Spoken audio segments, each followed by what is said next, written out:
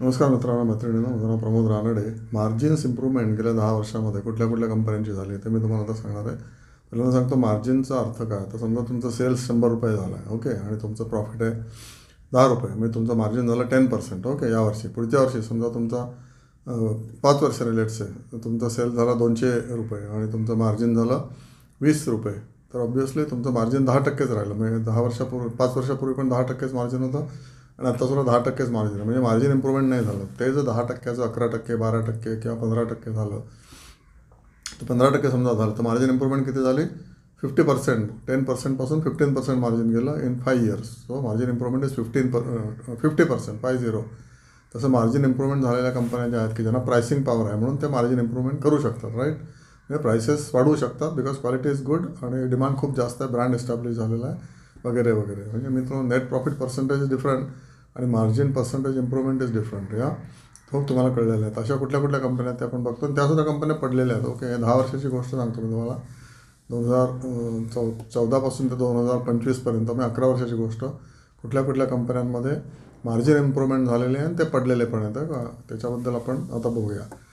तर margin improvement झाले आणि पडलेले पण आहेत ते, ओके. तर ते सेनोफी इंडिया ही एक कंपनी आहे जी फार्मास्युटिकल एरियातली कंपनी आहे. त्याच्यानंतर REC, रुरल इलेक्ट्रिफिकेशन, ही पण कंपनी मार्जिन त्याचं 10 वर्षामध्ये 28% वाढलेलं आहे, राईट. पण ही कंपनी पडलेली आहे. Triveni turbine, margin improvement is 18% in 10 years, but still it is stock has come down. लावपाला 21% मार्जिन इम्प्रूव्हमेंट झाले. सिप्ला 19% मार्जिन इम्प्रूव्हमेंट झाले. नोवार्तिस 28% मार्जिन इम्प्रूव्हमेंट झालेले आहे. त्यानंतर टिप्स म्युझिक, आपण रोजच्या रोज म्युझिक ऐकतो, 52% मार्जिन इम्प्रूव्हमेंट झाले आहे. तरी सुद्धा हा शेअर गडगडलेला आहे.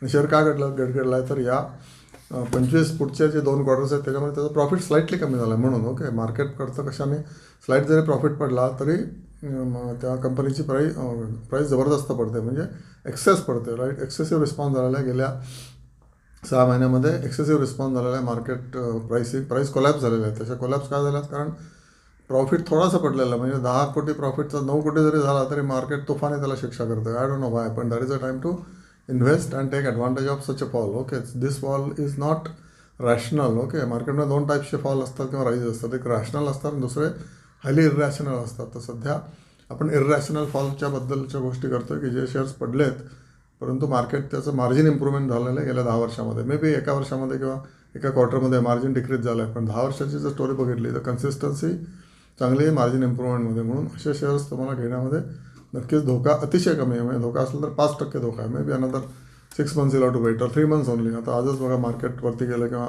2-4 दिवसामध्ये